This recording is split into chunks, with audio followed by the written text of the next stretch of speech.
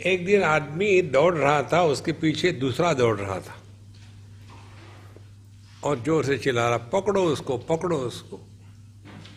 तो लोगों ने सोचा कोई चोरी करी क्या है, और उस आदमी को पकड़ा। बोले क्यों पकड़वाया, क्या किया इसने, क्या चुराया? बोले चुराया कुछ नहीं, फिर ये मेरे घर में आकर के मुझे वेदांत सुनाता था, तो मैं कहीं भाग नहीं सकता था, क्योंकि मेरे ही घर में आके सुना रहा है, तो मैं कैसे भाग जाऊं? फिर अब वही वेदांत मैं जब उसको सुना रहा हूं तो ये भाग रहा है, मुझे अब बदला लेना है। देखो महाराज, संत ज्ञानेश्वर महाराज ने सच्चिदानंद स्वामी के माध्यम से भगवत गीता पर टीका लिखी माने बोली। उस टीका का नाम है ज्ञानेश्वरी। अब ये लिखने के पश्चात शिष्य महाराज ने अपने गुरु महाराज निवृत्तिनाथ जी को वो दिखाई, मैंने ये लिखा। तो उनको लगा कि गुरु महाराज कहेंगे congratulations, will publish it, will apply for the Bharat Ratna award, will apply for the academic excellence. ऐसा शिष्य ने सोचा और पड़ी डांट। तुमने क्या बताया? जो संस्कृत में लिखा था वही मराठी में लिखा है, अपनी बात करो ना। उन्होंने ये कहा, उन्होंने ये कहा, तुमको क्या कहना है, रख दो। ऐसा जब कहा तो उसके पश्चात संत ज्ञानेश्वर महाराज ने अमृतानुभव लिखा। देखो, अनुभूति की ही बातें अध्यात्म है। देखो, जैसे हम सीखते हैं, सीखते नहीं, हम पढ़ते हैं, और वो पढ़ने के पश्चात उसका अर्थ मैं में यदि घटित हो गया तो अध्यात्म में है। उसका अर्थ यदि मैं में घटित नहीं हुआ तो वो प्रवचन है। इसीलिए ये बहुत आवश्यक है कि अध्यात्म का अर्थ मैं में घटित हो। उदाहरण के लिए एक सज्जन है, उनका नाम है विश्वनाथ फॉर एग्जाम्पल, और उसके पत्नी को पूछा, आप विश्वनाथ जानते हैं? हाँ, my husband, in A derogatory expression. फिर उसके पुत्र को पूछो, आप जानते हो Vishwanath? Hitler, my dad, who else? Learn learn. अध्यात्म मैकेनिकल नहीं होता रे बाबा। तो मैंने उस लड़के को पूछा कि do you know Vishwanathan? My dad यार, व्हाट एल्स? फिर तीसरे आदमी को पूछा जो विश्वनाथ भगवान वाराणसी वाले, उनका भगत है, आप जानते विश्वनाथ? विश्वनाथ बाबा, कौन नहीं जानता। उसके पश्चात एक वैयाकरण को पूछा, ग्रामेरियन, आप जानते विश्वनाथ? हाँ, षष्ठी तत्पुरुष समास। उसको तोड़ फोड़ के रख दिया।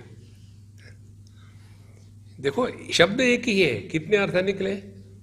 और जिसका नाम है विश्वनाथ, उसको पूछा, डू यू नो विश्वनाथ? मैं हूं ना। देखो, तो जब ब्रह्म की बात होती है, जब परमात्मा की बात होती है, जब विट्ठल भगवान की बात होती है, जब राम की बात होती है, जब कृष्ण की बात होती है, तब ये भाव यदि प्रकट नहीं हुआ, अरे यार ये तो अपने ही बारे में बोल रहे हैं, तब जाके अध्यात्म में प्रवेश होता है। देखो, एक बार उत्तर काशी में गंगा जी के किनारे, बहुत पुरानी बात है, हम जवान थे उस समय, हम ऐसे घूमने जा रहे थे, ताजे ताजे बाबा जी बने थे ना, तो दुनिया को सिखाना, दुनिया को देखना, कमेंट करना, इवैल्यूएशन करना, इस प्रोजेक्ट को लेकर के जा रहे थे। तो वहाँ एक बुढ़ाऊ महात्मा बैठे हुए थे, रजाई और सब ओढ़ करके, धूप में, ठंड तो थी ही। उन दिनों में गंगा जी पर वो बांध नहीं बना हुआ था। तो हमने कहा, महात्मा जी ये आप क्या पढ़ रहे हैं अभी भगवत गीता, आपको क्या पढ़ने की जरूरत है? तो उन्होंने इतना सुंदर उत्तर दिया, वो कहते हैं मैं देख रहा हूं लोगों ने मेरे बारे में क्या क्या लिख के रखा है। कितना सूक्ष्म उत्तर है देखो।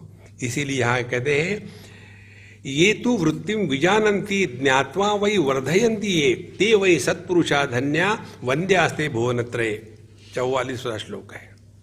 जिन्होंने इस अहम ब्रह्मास्मि वृत्ति को विजानन्ति, विजानन्ति माने जानन्ति माने जानते, विजानन्ति माने इसका अनुभव है। इसीलिए अध्यात्म क्या है? Start playing. जैसे छोटे बच्चे खेलते घर घर, स्टार्ट प्लेइंग। क्या प्ले करना है? अरे यार ब्रह्मन का अनुभव कैसा होगा, देखो ब्रह्म का अनुभव कैसा होगा।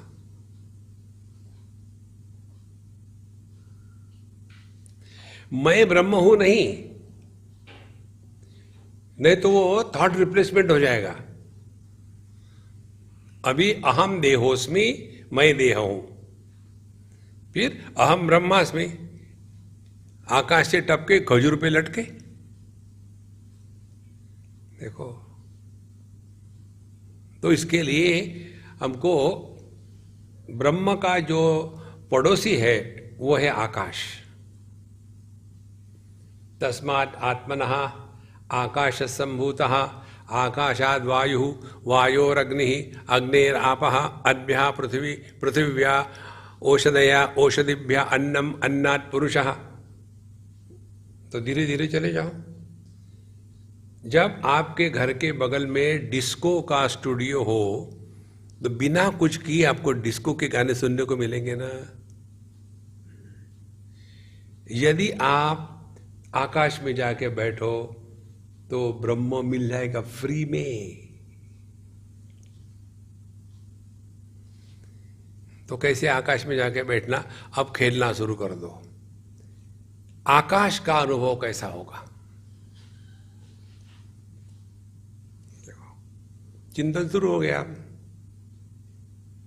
तो आकाश का अनुभव होगा। देखो भगवद गीता के 2वें अध्याय में आता है, नैनम छिन्दन्ति शस्त्राणि, नैनम दहति पावकः, न चैनम क्लेदयन्त्यापः, न शोषयति मारुतः। अब आत्मा को पेंडिंग रखो, देखो ये किसकी बात हो रही है? ये आकाश की बात हो रही है। आकाश पर चारों महाभूतों का कोई प्रभाव नहीं होता।